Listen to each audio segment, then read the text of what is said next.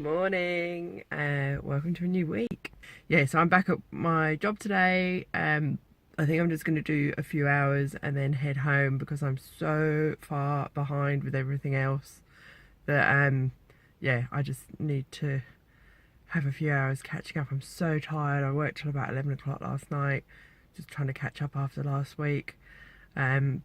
Yeah, I'm exhausted, so I don't know how I'm going to be looking at a computer screen. So I'll do what I need to do, then head home and get sewing and try and catch up.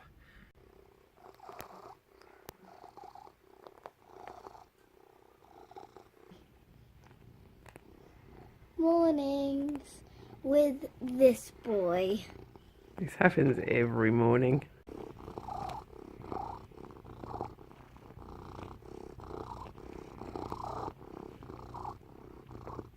This is why it's so hard to get up in the morning.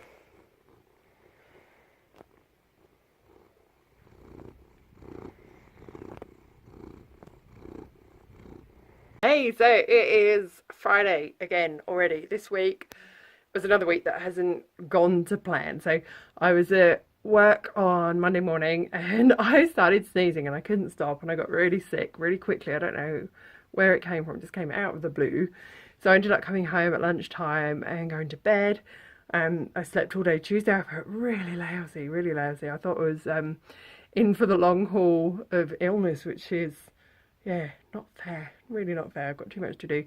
By Wednesday, I felt a bit better and I got up and I managed to sew all day or working on an order. Then Thursday, yesterday, I was back at work and I did a really long day at work for all the stuff I've missed recently because of being ill and the funeral last week. And then I was back at work today. I had medical appointments with my daughter.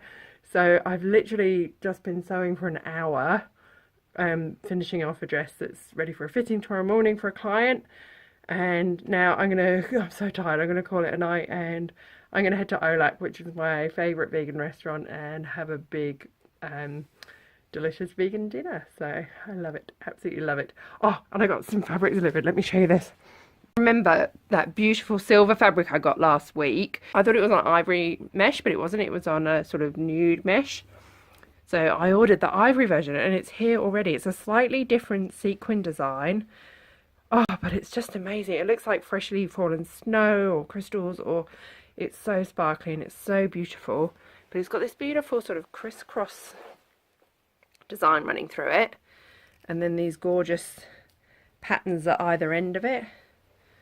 It's so pretty. So I'm going to do a video showing you the process of having a couture dress made, right from consultation and design and choosing fabrics to fittings and making the pattern and then making the final thing. I'm just going to make a sort of short video summing it all up so people who want to come and order a couture dress from me know the process.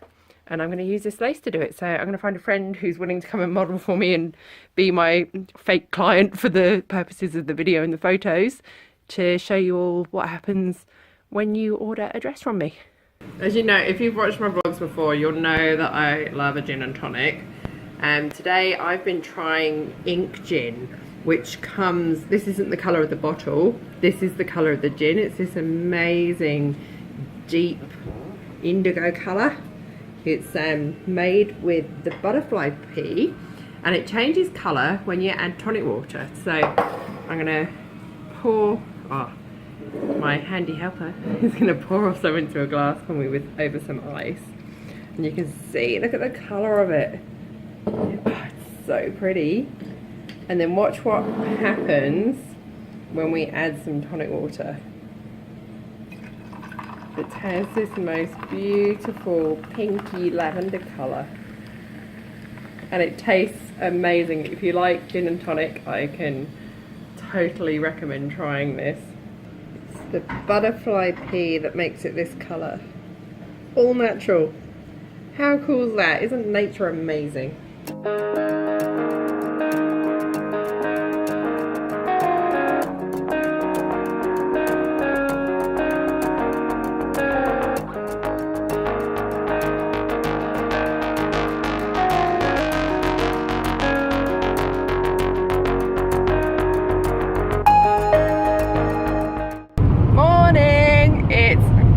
Sunday morning. It's about 8:30, 8:45. We're heading to meet some friends for breakfast, and then we are heading to Pialago for a wine tasting event, which kind of feels wrong at 10 o'clock on a Sunday morning to be tasting wine, but it's going to be loads of fun, loads of fun. I missed it last year because I was sick, unfortunately, so I'm really excited that I get to go this year. It's a beautiful day, the sun is out, and yeah, we're going to go fill up on breakfast and then go and drink wine at Pialago Estate. It's the Taste of Two Regions event, so there's winemakers from King Valley and from Rutherglen, I think it is, so really looking forward to this. We've had breakfast and now we are at Pialago. Hello. Ready to taste lots of wine. Let's go.